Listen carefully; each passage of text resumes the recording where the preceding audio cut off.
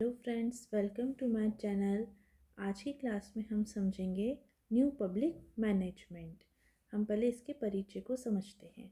New public management का परिचय। New public management NPM 20वीं सदी के अंतिम दशकों में विकसित एक प्रशासनिक दृष्टिकोण है जिसका उद्देश्य पारंपरिक नौकरशाही आधारित सार्वजनिक प्रशासन में सुधार करना है। ये दृष्टिकोण निजी क्षेत्र की प्रबंधन तकनीकों को सार्वजनिक क्षेत्र में लागू करने पर केंद्रित है।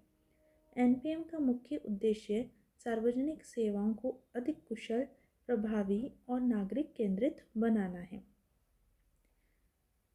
इसका तात्पर्य यह है कि न्यू पब्लिक मैनेजमेंट जो कि 20वीं सदी के अंतिम दशकों में विकसित हुआ था, एक प्रशासनिक नज़रिया है, एक प्रशासनिक दृष्टिकोण है जिसका उद्देश्य पारंपरिक नौकरशाही आधारित सार्वजनिक प्रशासन में सुधार करना है। पारंपरिक नौकरशाही जो बहुत ही प्रारंभ से चली आ रही है, उस नौकरशाही प्रक्रिया को अब सार्वजनिक प्रशासन में सुधार करना है, उसको हटा करके सार्वजनिक प्रशासन को और विकसित करना इसका उद्देश्य है। यह दृष्टिकोण निजी क्षेत्र की प्रबंधन तकनीकों को सार्वजनिक क्षेत्र में लागू करने पर केंद्रित है। यह दृष्टिकोण निजी क्षेत्र की प्रबंधन तकनीकों को एक बड़े स्तर पर, एक बड़े क्षेत्र में लागू करने पर केंद्रित है। एनपीएम का मुख्य उद्देश्य सार्वजनिक सेवाओं को अधिक कुशल, प्रभावी बनाना और नागरिक केंद्रित बनाना है। इसका ये अवधारणा 1980 के दशक में पहली बार यूनाइटेड किंगडम और न्यूजीलैंड में उभरी और बाद में विभिन्न देशों में इसे अपनाया भी गया। एनपीएम पारंपरिक प्रशासनिक दृष्टिकोण जो कठोर नियमों और प्रक्रियाओं पर आधारित था।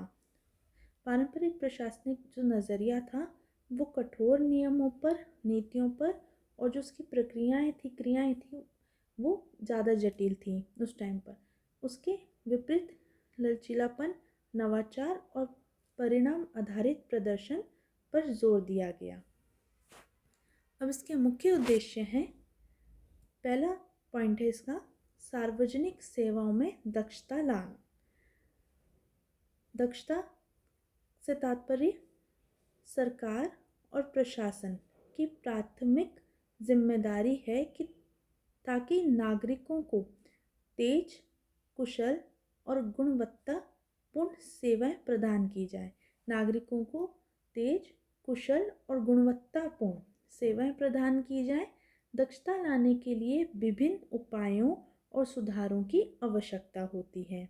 बहुत सारे उपाय करने पड़ते हैं, बहुत सारे सुधार करने पड़ते हैं, तभी दक्षता और अच्छी हो पाती है। अब इसका सेकंड पॉइंट है जवाबदेही और पारदर्शिता सुनिश्चित करना। पारदर्शिता से तात्पर्य, इसका मतलब है कि सरकारी प्रक्रियाओं, निर्णयों और कार्यों की जानकारी जनता के लिए खुली और सुलभ हो, इससे नागरिकों को ये जानने का अधिकार मिलता है कि सरकार कैसे काम कर रही है और उनके लिए क्या फैसले ले रही है, कि सरकार के द्वारा नागरिकों के लिए क्या काम करा जा रहा है, क्या क्या क्रियाएं करी जा रही हैं और उनके लिए कौन से और कैसे फैसले लिए जा रहे हैं। जवाबदेही, इसका मतलब है कि अधिकारी, संसाधन, ये सरकार अपने कार्यों, नीतियों और निर्णयों के लिए जनता के प्रति जिम्मेदार है। अगर कोई गलती होती है या नीतियाँ विफल हो जाती हैं तो उनके लिए जवाब देने और सुधार करना आवश्यक होता है। तो ये था पारदर्शी और जवाबदेही का अर्थ। इसका थर्ड पॉइंट है संसाधनों का अधिकतम और विवेकपूर्ण उपयोग। संसाधनों का ज़्यादा से ज़्यादा सही तरीके से उपयोग हो और ज़्यादा से ज़्यादा लाभ प्राप्त हो। कोई भी संसाधन व्यर्थ ना जाए, जहाँ अधिक ज़रूरत है वहाँ पर संसाधन को लगाया जाए। इसका फोर्थ पॉइंट है सरकारी कार्य प्रणाली में प्रतिस्पर्धा और गुणवत्ता सुधार। प्रतिस्पर्धा और गुणवत्ता सुधार का मतलब, इनका उद्देश्य प्रशासन को अधिक प्रभावी बनाना, कुशल बनाना और उत्तरदायी बनाना होता है। अब इसका 5th पॉइंट है नागरिकों को केंद्र में रखकर नीति निर्माण।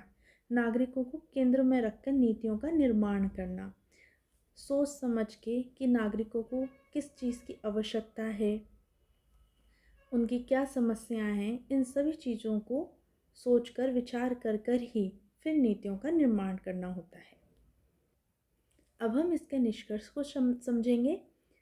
न्यू पब्लिक मैनेजमेंट एक आधुनिक दृष्टिकोण है, एक नया नज़रिया है जो पारंपरिक प्रशासनिक प्रणालियों की सीमाओं को समाप्त करने का प्रयास करता है। जो पारंपरिक प्रशासनिक प्रणाली की सीमाएं, जो क्षेत्र था इसका, उसको समाप्त करने का प्रयास करता है, कोशिश करता है। इसका मुख्य फोकस नागरिकों की ज़रूरतों को प्राथमिकता देना है। नागरिकों की आवश्यकता क्या है, उनकी क्या ज़रूरत है, उस पर ध्यान देना सर्वप्रथम है। और सरकारी सेवाओं को अधिक प्रभावी बनाना है। ये वर्तमान समय में सार्वजनिक प्रशासन में एक क्रांतिकारी बदलाव का प्रतीक है। ये वर्तमान समय में सार्वजनिक प्रशासन में एक क्रांतिकारी बदलाव का प्रतीक है कि सार्वजनिक प्रशासन और विकसित हो, इसके अंदर और विकास हो और आधुनिकता आए इसके अंदर, और नया नज़रिया भी डेवलप हो। तो आई होप फ्रेंड्स आज का टॉपिक आपको अच्छे से समझ में आया होगा, और प्लीज़ मेरे चैनल को लाइक करें, शेयर भी करें और सब्सक्राइब कर लें ताकि आपको मेरे न्यू वीडियोस मिलते रहें। और फिर अब हम नए टॉपिक के साथ मिलते हैं नेक्स्ट क्लास में। तब तक आप अपना ध्यान रखें। Okay, bye friends.